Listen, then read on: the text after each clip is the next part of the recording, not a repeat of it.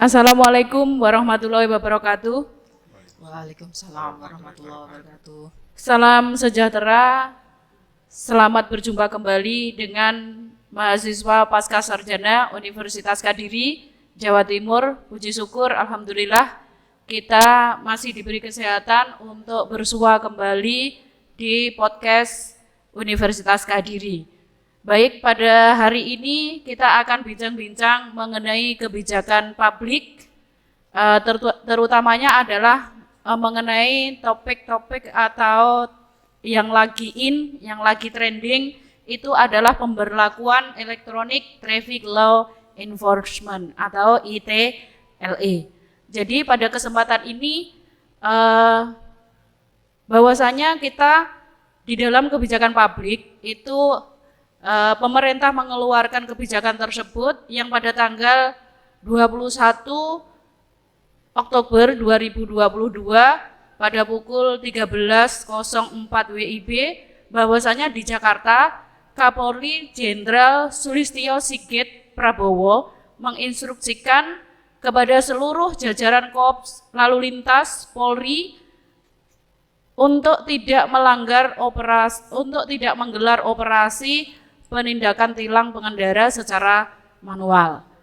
Nah, maka dari itu di dalam kesempatan ini kami dari mahasiswa Pasca Sarjana Universitas Kediri akan sedikit bincang-bincang, dan kami juga akan mendatangkan beberapa narasumber yang tentunya untuk menanggapi tentang kebijakan-kebijakan yang dimunculkan atau yang diterbitkan oleh pemerintah.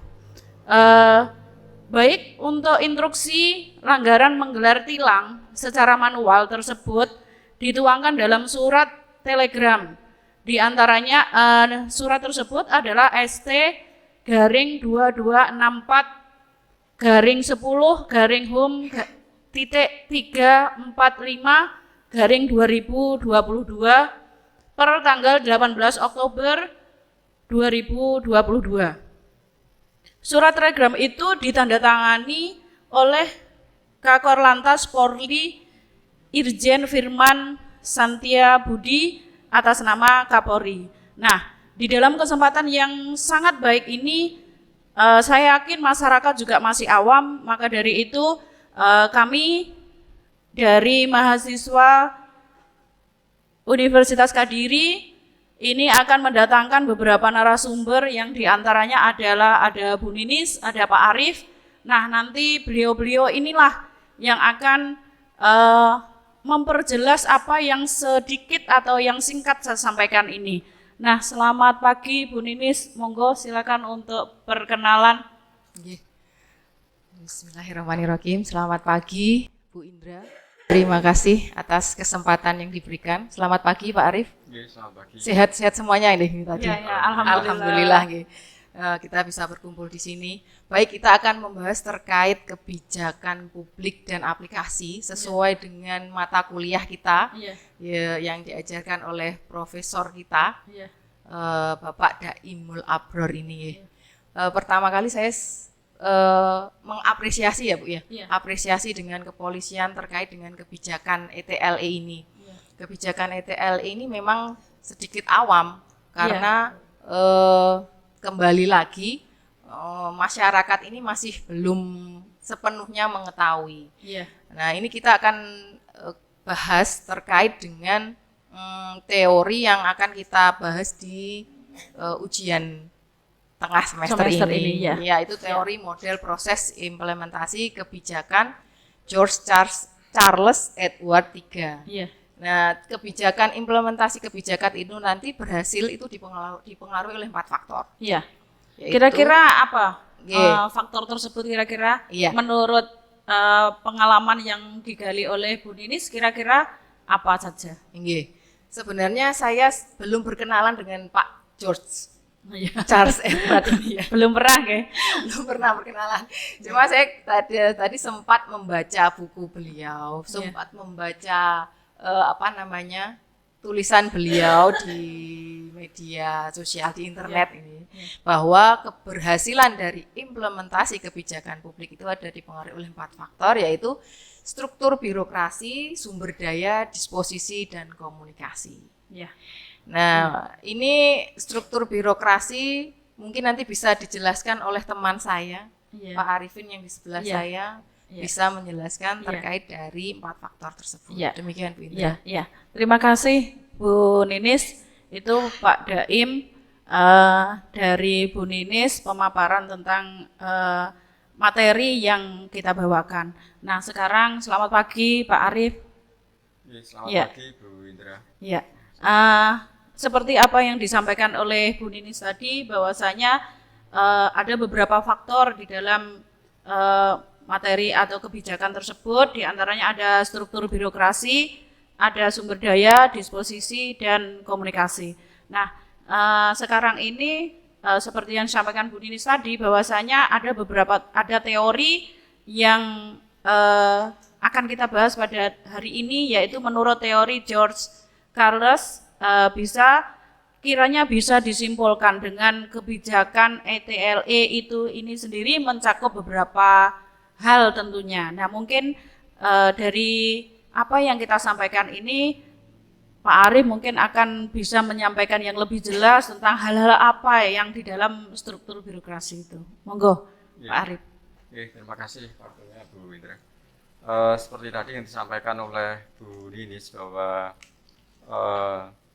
kebijakan terkait dengan ETLE itu kan dipengaruhi oleh 4 hal, yaitu struktur birokrasi, sumber daya, disposisi, komunikasi.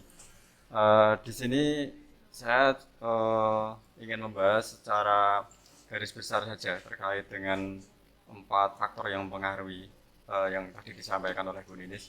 Yang pertama, struktur birokrasi. Nah, di sini institusi kepolisian seperti kita ketahui bersama bahwa institusi kepolisian ini kan mengawal terhadap semua produk peraturan yang dikeluarkan oleh pemerintah.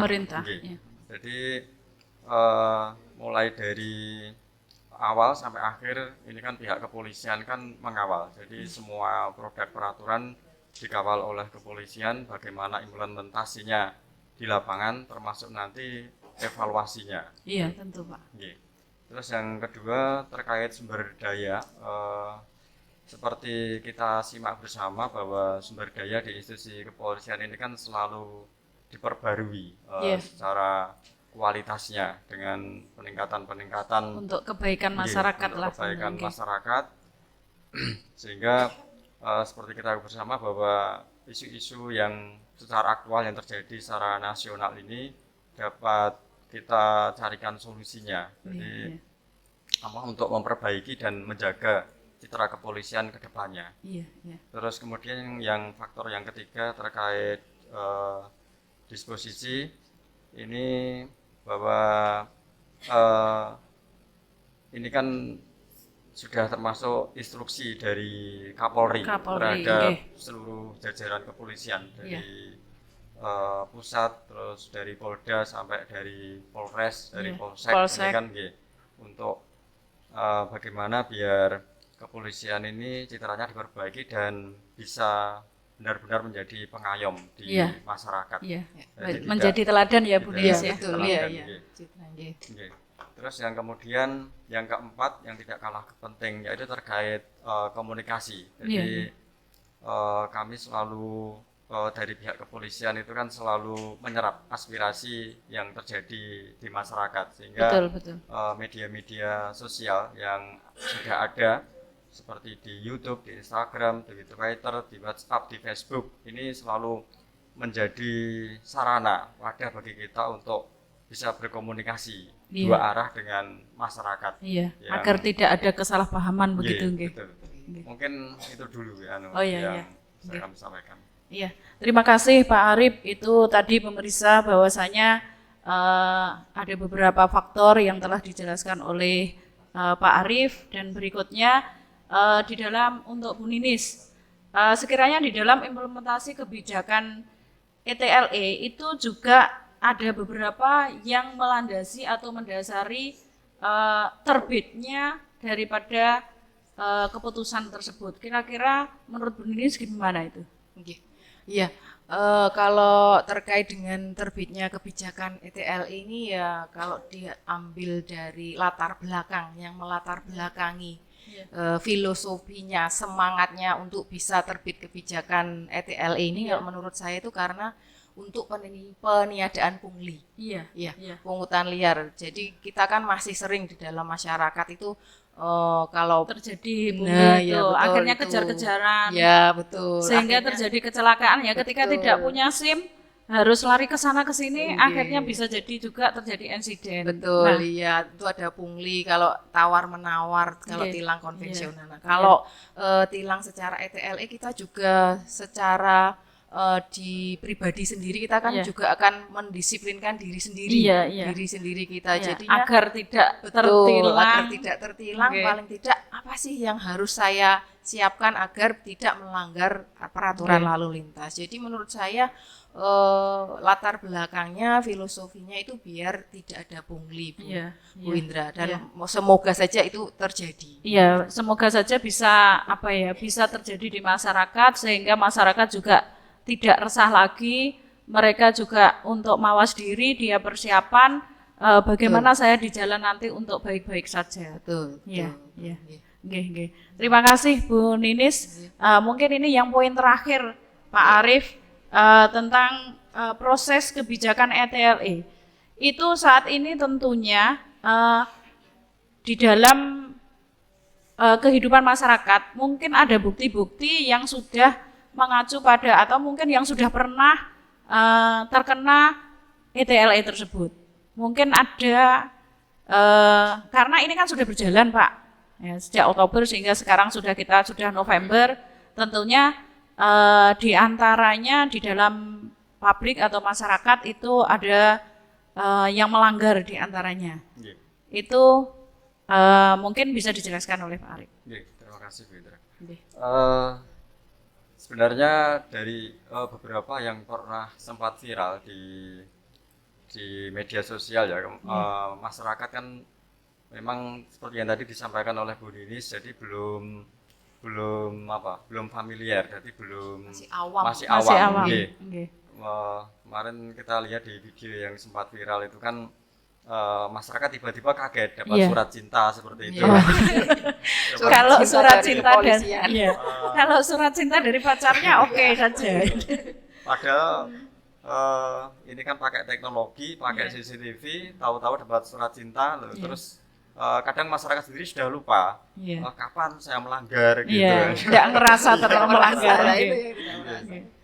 Jadi tapi program ETLE ini kan sudah melalui berbagai penelitian, jadi Oke. tidak serta-merta tiba-tiba pemerintah, kepolisian mengambil kebijakan seperti ini, sudah Iya, iya. melalui Proses penelitian, lah, proses nggih. penelitian. Cuma nanti yang perlu menjadi perhatian kita semua, seluruh stakeholder ini perlunya sosialisasi itu. Jadi Iya. tahapan-tahapannya harus ada sehingga masyarakat semuanya akan siap karena Iya, ini juga bisa menerima. Nggih, karena ini juga sebuah tuntutan. Terus Nggih. tadi sudah disampaikan oleh Bu Nis bahwa praktek-praktek pungli ini bisa dihilang dan nanti seperti dana itu bisa masuk ke kas negara, jadi Iya, kembali iya. untuk masyarakat juga untuk Iya, pembangunan masyarakat, Nggih. pembangunan untuk berikutnya ke depannya Iya, gitu. iya. Gitu, Bu. Ya, ya. Terima kasih. Mungkin begitu pemirsa apa yang kita bicarakan hari ini dan untuk tugas-tugas ini mudah-mudahan apa yang kita bicarakan hari ini untuk kebijakan pemberlakuan elektronik traffic law enforcement ini kita semua insya Allah mendukung nggih Bu Ninis. Siap, nggih. Pak Arief, intinya kebijakan-kebijakan pemerintah yang dimunculkan untuk kita, intinya kita sebagai abdi negara juga akan siap untuk membantu mensosialisasikan kepada masyarakat. Terima kasih. Itu tadi ulasan tentang kebijakan publik pemberlakuan elektronik traffic law enforcement. Terima kasih Pak Arief dan Bu Ninis atas kehadirannya. Mudah-mudahan apa yang kita bicarakan hari ini bisa membuat paham masyarakat. Terima kasih. Assalamualaikum warahmatullahi wabarakatuh. Waalaikumsalam.